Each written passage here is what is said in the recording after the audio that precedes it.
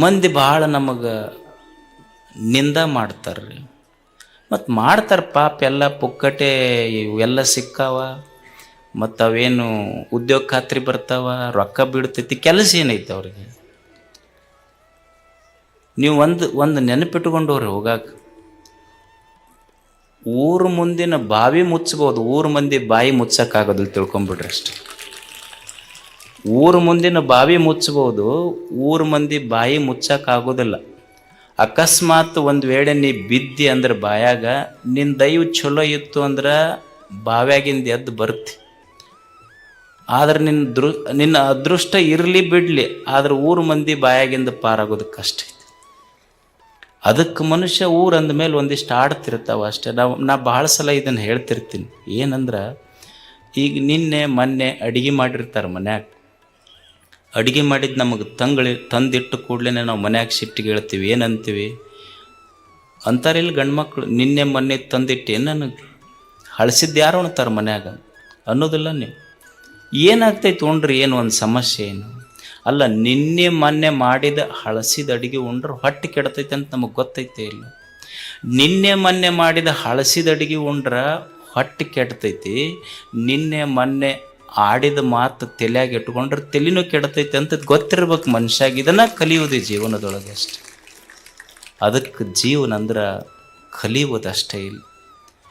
ಏನು ಕಲಿಯೋದು ಅಂದ್ರೆ, ನಾ ಅನ್ಕೊಂಡಂಗೆ ನನ್ನ ಇಚ್ಛೆಯಂತೆ ಜಗತ್ತು ನಡೆಯುವುದಿಲ್ಲ. ಇಲ್ಲಿ ನಾವೇನು ಕಲಿಬೇಕು ಅಂದ್ರೆ, ನನ್ನ ಇಚ್ಛೆಯಂತೆ ನಾ ಅನ್ಕೊಂಡಂಗೆ ಈ ಜಗತ್ತು ನಡೆಯುವುದಿಲ್ಲ. ಈಗ ಯಾವ ಅತ್ತಿಗೆ ಇಚ್ಛೆ ಇಲ್ಲ ಹೇಳಿ, ನನ್ನ ಸೊಸೆ ಬಂದು ಬಿಸಿ ರೊಟ್ಟಿ ಮಾಡಿ ಕೊಡ್ಬೇಕಂತ ಆ ಅತ್ತಿಗೆ ಇಚ್ಛೆ ಇರೋದು, ಎಲ್ಲ ಅತ್ತಿಯವ್ರಿಗೆ ಇರುತ್ತೆ. ಅಲ್ಲಿ ಉಂಡ ರೇಸ್ ಮಂದಿ ಅವ್ರು ಕೇಳ್ರಿ ಹೇಳ್ತಾರೆ ಅವರು ಅಷ್ಟೆ. ಆಕೆ ಕನ್ಯಾ ನೋಡಕ್ಕೆ ಹೋದ್ಲ ಅತ್ತಿ, ಹೋದಾಗ ಕೇಳಿ ಏನು ಬರ್ತೈತಿ ನನಗೆ? ಇಡ್ಲಿ ಬರ್ತೈತಿ, ದೋಸೆ ಬರ್ತೈತಿ, ಹೋಳಿಗೆ ಬರ್ತೈತಿ, ಎಲ್ಲ ಬರ್ತೈತೆ ಅನ್ನಂತ ಕೇಳಲತ್ತಿ. ಇವು ಆರ್ಡರ್ ಕೊಟ್ಟರು ಹೋಟೆಲ್ನಾಗ ಎಲ್ಲ ಬರ್ತಾವಂದ್ಲಕ್ಕೆ. ಅಂದರೆ ಯಾರಿಗೆ ಇಚ್ಛೆ ಇಲ್ಲ, ನಮ್ಮ ಇಚ್ಛೆಯಂತೆ ಜಗತ್ತು ನಡೆಯುವುದಿಲ್ಲ. ಇಲ್ಲಿ ಕಲಿಬೇಕಾದದ್ದು ಏನು ಜೀವನದೊಳಗೆ ಅಂದ್ರೆ, ನನ್ನಿಚ್ಛೆಯಂತೆ ನನ್ನ ಜೀವನ ಜಗತ್ತು ನಡೆಯುವುದಿಲ್ಲ. ಜಗದ ಇಚ್ಛೆಗೆ ನನ್ನ ಜೀವನವನ್ನು ಹೊಂದಿಕೊಂಡು ಬದುಕುವುದೈತಲ್ಲ, ಅವರಿಗೆ ಸಂತರಂತ ಕರೀತಾರೆ. ಇದನ್ನು ಕಲಿಯೋದು ಮನುಷ್ಯ. ಬುದ್ಧ ಇದರ ಅರ್ಥ, ಇರುವುದನ್ನು ಇದ್ದಂತೆ ಸ್ವೀಕರಿಸುವವನಿಗೆ ಬುದ್ಧ ಅಂತ ಕರೀತಾರೆ. ಒಪ್ಪುಕೊಳ್ಳೋದು ಜೀವನದೊಳಗೆ. ಏನು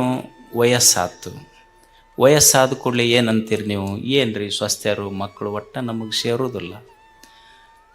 ಎಲ್ಲೋ ನಮ್ಮ ಹುಡುಗ ಹೇಳ್ತಿದ್ದು ಒಂದು, ಆತು ವಯಸ್ಸಾದ ಮೇಲೆ ಆಗೋದಲ್ಲ, ಏನು ಕಲಿಬೇಕಪ್ಪ ಮುಪ್ಪು ಬಂದ ಮೇಲೆ ಅಂದ್ರೆ, ಮುಪ್ಪು ಬಂದ ಮೇಲೆ ಗಪ್ಪಿರ್ಬೇಕಂತ.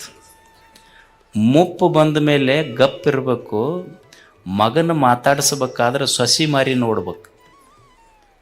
ನನ್ನ ರೊಕ್ಕ ಎಣಸಕ್ಕ ನಾನಾ ಕಳ್ಳಾಗಬೇಕು, ಶಟ್ಕೊಂಡು ಕುಂತ್ರ ಶಟ್ಕೊಂಡು ಊಟ ಬಿಟ್ಟರೆ ಹೆಂಡತಿ ರಂಭಿಸ್ತಾಳ ಅನ್ನೋದು ತಲೆಯಾಗಿಂದ ಬಿಟ್ಟಿರಬೇಕು. ಮುಪ್ಪು ಬಂದ ಮೇಲೆ ಗಪ್ಪಿರ್ಬೇಕಂತ ಇಷ್ಟು ಕಲಿಬೇಕು ಮನುಷ್ಯ.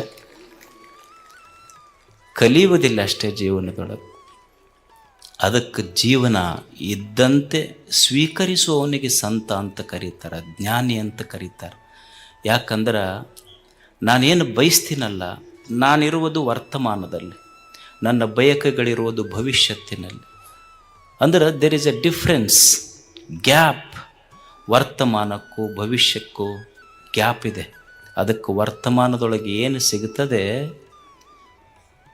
ನಿನ್ನೆ ಸತ್ತು ಹೋಗಿದೆ. Yesterday is dead, tomorrow is not yet born, what I have with me is today. ಇವತ್ತು ನನ್ನ ಕೈಯಾಗ ದೇವರು ಕೊಟ್ಟಾನಲ್ಲ, ಈ ಕ್ಷಣವನ್ನು ಅನುಭವಿಸುವುದಷ್ಟೇ, ಸಂತೋಷ ಪಡೋದು, ಇರುವುದನ್ನು ಇದ್ದಂತೆ ಸ್ವೀಕರಿಸುವುದು. ದೇವರು ನಮಗೇನು ಕೊಟ್ಟಾನ ಅದನ್ನು ನೋಡಿ ಸಂತೋಷ ಪಡಬೇಕು, ಅದು ಜೀವನ. ಒಬ್ಬರು ಗುರುಗಳು, ಅವ್ರ ಹತ್ರ ಒಂದು 3 ಜನ ಶಿಷ್ಯರು ಅಭ್ಯಾಸ ಮಾಡಿದರು. ಒಂದು ಗುರುಕುಲ ಇತ್ತದು. 3 ಜನ ಅವ್ರ ಹತ್ರ ಅಧ್ಯಯನ ಮಾಡಿ ಹೋದರು. ಹೋಗಿ ಮತ್ತೆ ಗುರುಗಳ ದರ್ಶನಕ್ಕೆ ಬಂದರು ಆಶ್ರಮಕ್ಕೆ. ಗುರುಗಳು 3 ಊಟಕ್ಕೆ ಕೊಟ್ಟರು. ಊಟಕ್ಕೆ ಒಬ್ಬನಿಗೆ ಬಂಗಾರದ ತಟ್ಟೆ ಕೊಟ್ಟರು, ಒಬ್ಬನಿಗೆ ಬೆಳ್ಳಿ ತಟ್ಟೆ ಕೊಟ್ಟರು, ಒಬ್ಬನಿಗೆ ಮಣ್ಣಿನ ಪ್ರಯಾಣ ಮಣ್ಣಿನ ತಟ್ಟೆ ಕೊಟ್ಟರು. ಎಲ್ಲರ ತಾಟಿನೊಳಗೂ ಒಂದೊಂದು ರೊಟ್ಟಿ ಹಾಕಿದ್ರು, ಉಂಡ್ರು. ಮೂವರಿಗೆ ರೊಟ್ಟಿ ನೀಡಿದ್ರು ಗುರುಗಳು. ಒಬ್ಬನಿಗೆ ಬಂಗಾರ ತಟ್ಟೆ, ಒಬ್ಬನಿಗೆ ಬೆಳ್ಳಿ ತಟ್ಟೆ, ಒಬ್ಬನಿಗೆ ಮಣ್ಣಿನ ತಟ್ಟೆ ಕೊಟ್ಟು ಮೂವರಿಗೆ ಒಂದೊಂದು ರೊಟ್ಟಿ ಹಾಕಿ ಊಟ ಮುಗಿದ ಮೇಲೆ ಮಣ್ಣಿನ ತಟ್ಟೆಯಲ್ಲಿ ಬೆಳ್ಳಿ ತಟ್ಟೆಯಲ್ಲಿ ಉಂಡ ಶಿಷ್ಯರು ಗುರುಗಳಿಗೆ ಬಂದು ಹೇಳಿದರು, ಅಲ್ಲ ನೀವು ಬಹಳ ದೊಡ್ಡವ್ರಂತ ತಿಳ್ಕೊಂಡಿದ್ವಿ ನಾವು, ನಮ್ಮ ಮೂವರಿಗೆ ಬೇರೆ ಬೇರೆ ತಟ್ಟೆ ಕೊಟ್ರಿ ನೀವು. ಅವನಿಗೆ ಬಂಗಾರ ತಟ್ಟೆ ಕೊಟ್ರಿ, ಅವನಿಗೆ ಬೆಳ್ಳಿ ತಟ್ಟೆ ಕೊಟ್ರಿ, ನನಗೆ ನೋಡಿದ್ರೆ ಬರೀ ಮಣ್ಣಿನ ತಟ್ಟೆ ಕೊಟ್ರಿ ಅಂತ ಶಿಷ್ಯ ಕಂಪ್ಲೇಂಟ್ ಮಾಡಿದ ಗುರುಗಳಿಗೆ.